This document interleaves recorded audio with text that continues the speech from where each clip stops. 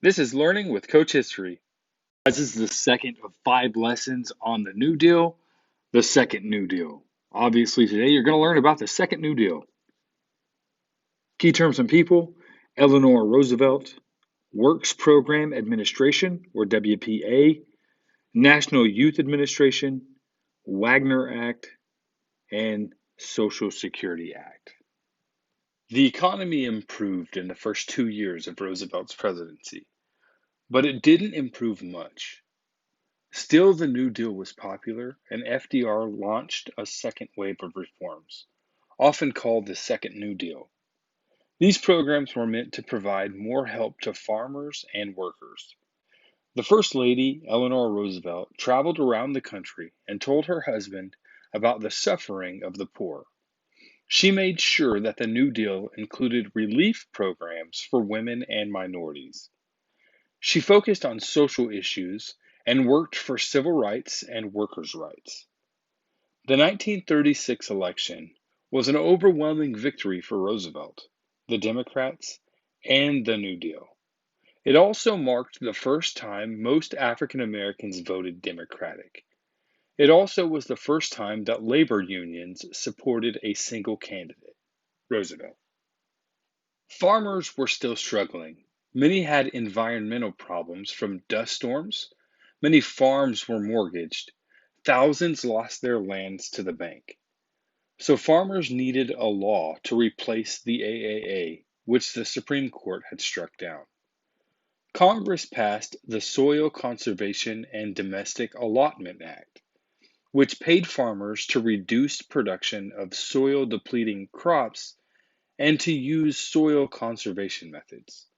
Later, the second AAA was passed without the tax that had made the first AAA unconstitutional.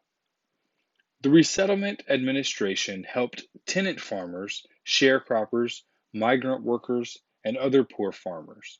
It offered loans to farmers to buy land.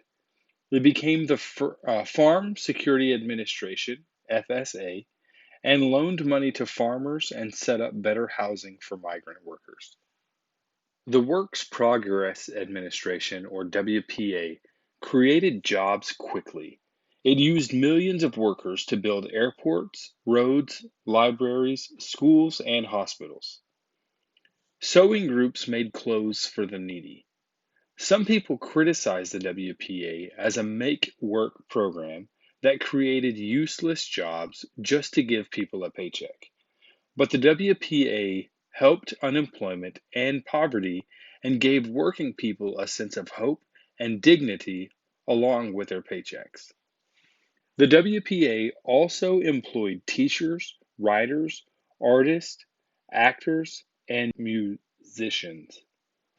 It helped women, minorities, and the young. The National Youth Administration, or NYA, provided aid and part time jobs to many high school and college students.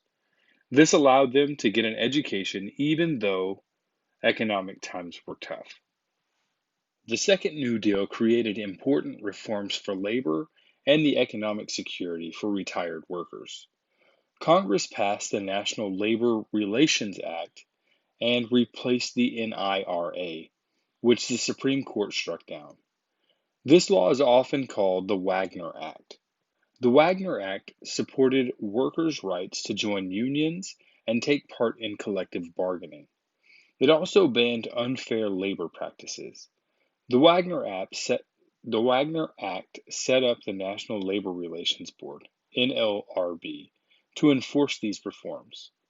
The Fair Labor Standards Acts of 1938 set maximum hours and minimum wages for the first time. It set a work week of 44 hours and rules for workers under the age of 16. The Social Security Act was one of the most important achievements of the New Deal. It had 3 parts: old age insurance, supplemental retirement plans that provided funds from what workers and employers paid into the system, unemployment compensation, payments to workers who lost their jobs, paid for by a tax on employers, and third, aid to the disabled and families with children for people who could not be expected to work. This is paid for by federal funds available to states. The second New Deal also extended electricity to rural areas through the Rural Electrification Administration, or REA.